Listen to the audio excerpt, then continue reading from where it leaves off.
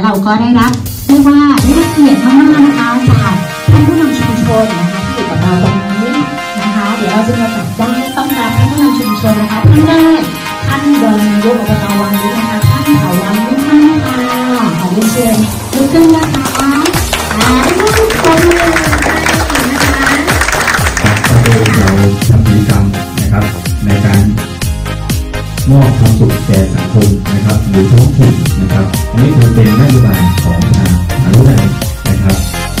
ในส่วนอื่นๆนะครับในเรื่องของการเรียนการสอนก็ดีนะครับในเรื่องของชุมชนเนี่ยเราทำอย่างต่อเนื่องนะครับเดี๋ยวพอเสร็จจากจังหวัดสุโขทัยเนี่ยเราก็ไปที่จังหวัดอุตรดิตถ์ในวันที่16นี้นะครับ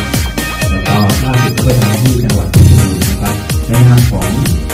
มรดกสุโขทัยนะครับจะมีพื้นที่การดูแลอยู่5จังหวัดนะครับวันนี้นะครับทางโรงเรียนบ้านหนองตูมของเรานะครับได้รับสิ่งที่